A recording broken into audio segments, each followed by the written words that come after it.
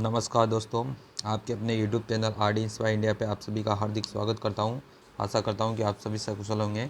आज अपन new notification लेके आए हैं एम्स भोपाल के अंतर्गत। इसमें क्या क्या रिक्वायरमेंट निकली है उसके बारे में संपूर्ण जानकारी देंगे आपको, और हर बारी की चीज़ को आपके सामने स्पष्ट रूप से रखेंगे।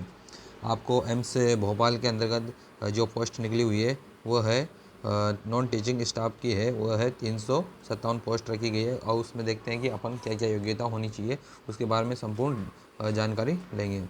चलते हैं, देखो इसमें बात करते हैं। तो एम्स भोपाल के अंतर्गत जो पोस्ट निकली हुई है, इसके जो ऑनलाइन फॉर्म भरे जाने हैं वो 27 सितंबर 2023 को भरे जाएंगे।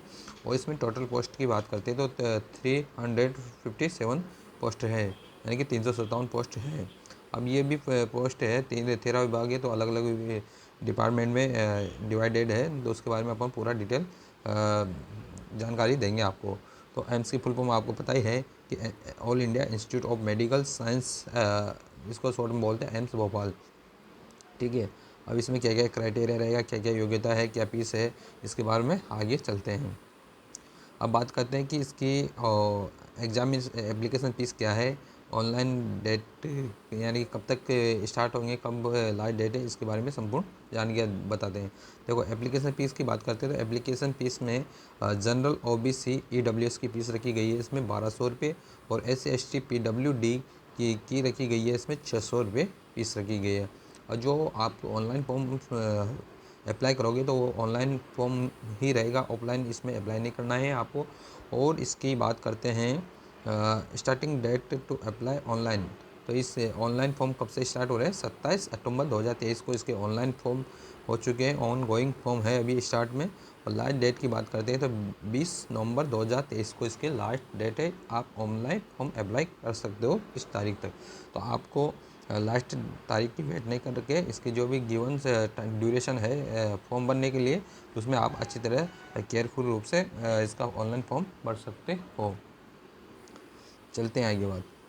अब इसमें देखते हैं कि अपन डिपार्टमेंट वाइज कौन कौन सी पोस्ट निकली हुई है कि वैकेंसी, उसके बारे में बात करते हैं। देखो, पहला है hospital attendant grade 3।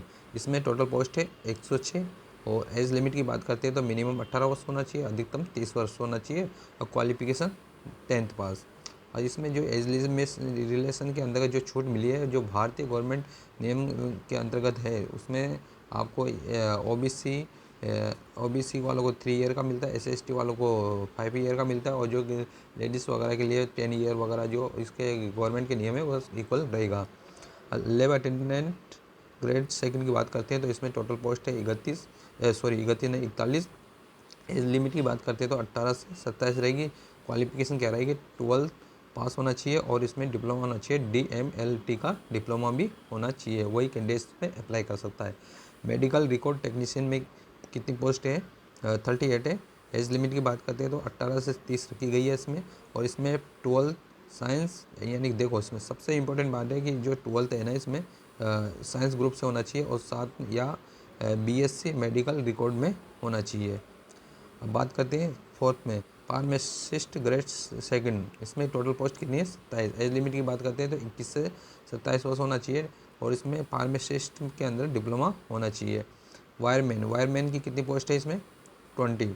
Age limit 18 से 30, 10th प्लस ITI डिप्लोमा होना चाहिए, यानी कि 10th होने के बाद आपके ITI कंपलसरी होना चाहिए वायरमैन के अंतर्गत।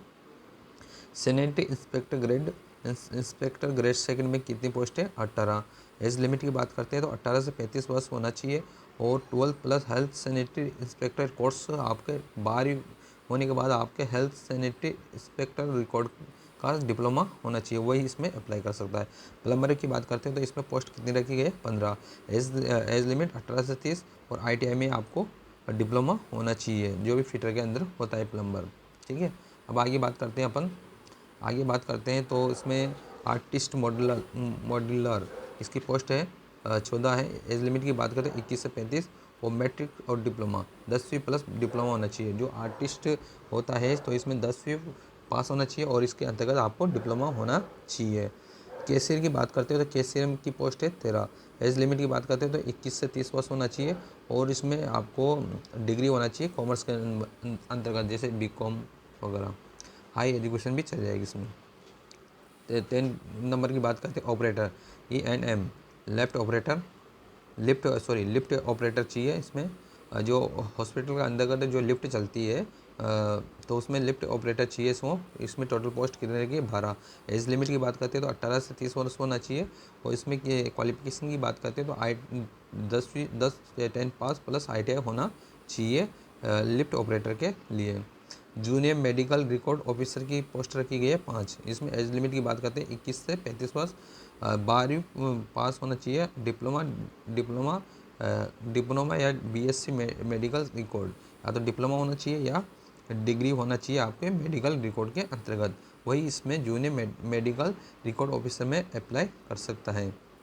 बात करते हैं many food technician, gas steward, gas keeper, मतलब इसमें पोस्ट रखी गई है 6। एज लिमिट की बात करते हैं तो 25 से 35 वर्ष होना चाहिए। इसमें क्वालिफिकेशन की बात करते हैं तो 12वीं पास होना चाहिए और उसके साथ ITI होना चाहिए आपके पास। अब लास्ट वैकेंसी है इलेक्ट्रीशियन की पोस्ट कितनी रखी गई है इसमें 6। एज लिमिट की बात करते हैं 35 वर्ष रखी गई है और अकॉर्डिंग टू कास्ट के अनुसार आपको छूट गिवन रहेगी इसी भारत के गवर्नमेंट अधिनियम के अनुसार। और क्वालिफिकेशन बात करते हैं तो 10वीं 10th पास प्लस ITI होना कंपलसरी है। अगर आप में ये योग्यता है तो आप इससे हर डिपार्टमेंट में अप्लाई कर सकते हो। ठीक है, आप बात करते हैं कि सिलेक्शन प्रोसेस क्या रहेगी। देखो, सिलेक्शन प्रोसेस में आपका ऑनलाइन फॉर्म भर दिया, ऑनलाइन फॉर्म भरने के बाद आपका ऑनलाइन एग्ज़ाम होगा, CBT बेस पे ऑनलाइन एग्ज़ाम होगा। जो कैंडिडेट उसमें अप्लाई हो जाए, CBT क्वालिफाई कर लेगा, उसका जो भी स्किल टेस्ट होगा वो स्किल टेस्ट होगा। उसके बाद होता है इसका रिजल्ट डिक्लेयर होगा। रिजल्ट डिक्लेयर होने के बाद इसमें जो आपको हर स्किल टेस्ट हर ट्रेड में जो वैकेंसी हो गई उसके ट्रेड अनुसार स्किल टेस्ट होगा। जो उसमें क्वालिफाई हो जाएगा तो फिर आपको डॉक्यूमेंटेशन होगा। डॉक्यूमेंटेशन में आपको एक सीट पे 3 कैंडिडेट बुलाया जाएगा, यानी कि 1:3 का रेशो रहेगा। फिर उसके बाद वेरिफिकेशन होने के बाद 1:3 के रेशो में डॉक्यूमेंट वेरिफिकेशन के लिए बुलाया जाएगा। फिर आपका कंप्लीट डॉक्यूमेंट वेरिफिकेशन होने के बाद आपका फाइनल नोटिफिकेशन रिजल्ट निकलेगा मेरिट के अकॉर्डिंग। जो भी आपकी रिक्वायरमेंट रहेगी सीटों के उसके अकॉर्डिंग मेरिट लिस्ट निकलेगी, तब उसका फाइनल सिलेक्शन माना जाएगा।